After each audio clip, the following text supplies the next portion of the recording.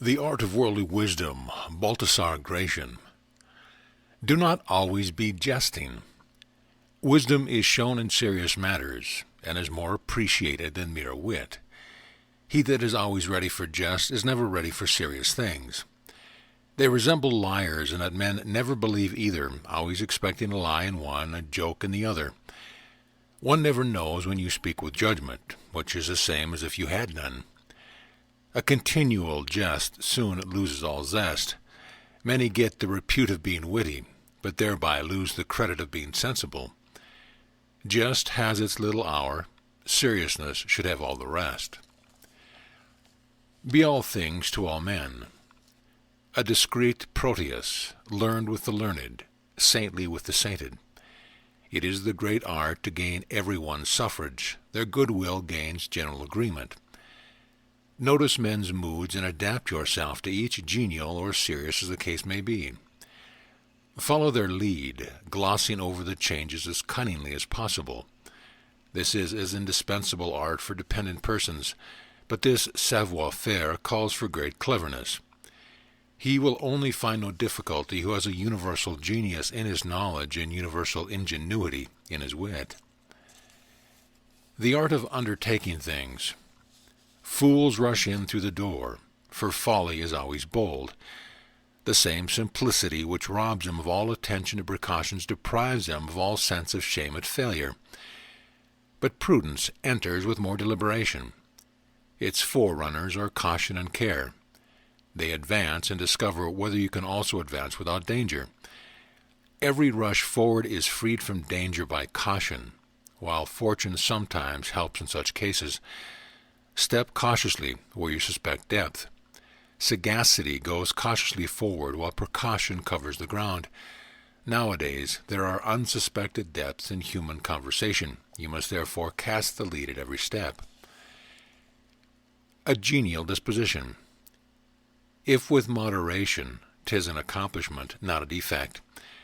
A grain of gaiety seasons all. The greatest men join in the fun at times, and it makes them liked by all.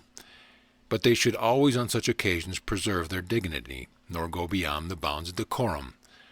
Others again get themselves out of difficulty quickest by a joke, for there are things you must take in fun, through other perhaps mean them in earnest. You show a sense of placability which acts as a magnet on all hearts. Take care to get information. We live by information, not by sight. We exist by faith in others. The ear is the area gate of truth, but the front door of lies. The truth is generally seen, rarely heard. Seldom she comes in elemental purity, especially from afar.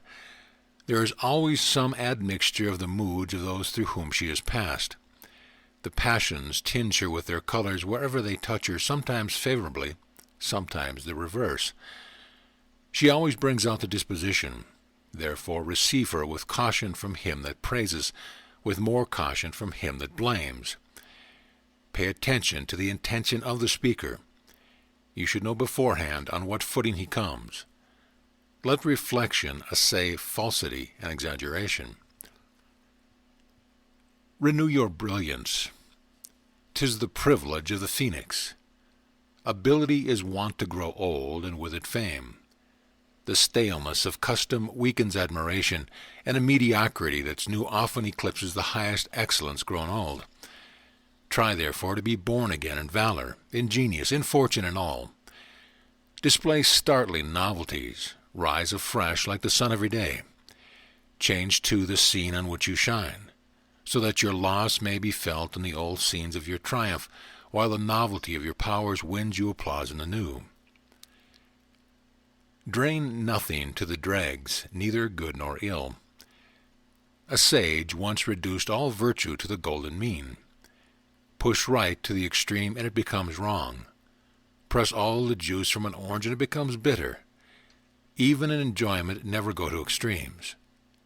Thought too subtle is dull.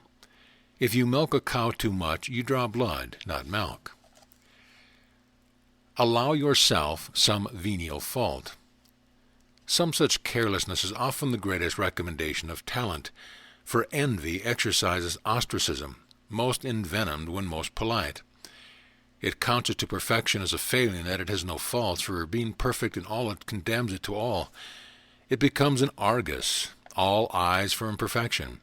'Tis its only consolation. Blame is like the lightning, it hits the highest. Let Homer nod now and then and affect some negligence in valor or in intellect, not in prudence, so as to disarm malevolence, or at least to prevent its bursting with its own venom. You thus leave your cloak on the horns of envy in order to save your immortal parts. Make use of your enemies. You should learn to seize things not by the blade which cuts, but by the handle which saves you from harm, especially in this the rule with the doings of your enemies. A wise man gets more use from his enemies than a fool from his friends. Their ill will often levels mountains of difficulties which one would otherwise not face. Many have had their greatness made for them by their enemies. Flattery is more dangerous than hatred, because it covers the stains which the other causes to be wiped out.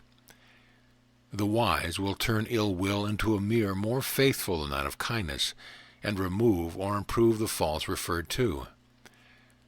Caution thrives well when rivalry and ill will are next-door neighbors. Do not play manille. It is a fault of excellence that being so much in use it is liable to abuse. Because all covet it, all are vexed by it. It is a great misfortune to be of use to no one, scarcely less to be of use to everyone. People who reach this stage lose by gaining, and at last bore those who desired them before. These manilles wear away all kinds of excellence. Losing the earlier esteem of the few, they obtain discredit among the vulgar. The remedy against this extreme is to moderate your brilliance. Be extraordinary in your excellence if you like, but be ordinary in your display of it. The more light a torch gives, the more it burns away and the nearer 'tis to going out. Show yourself less, and you will be rewarded by being esteemed more.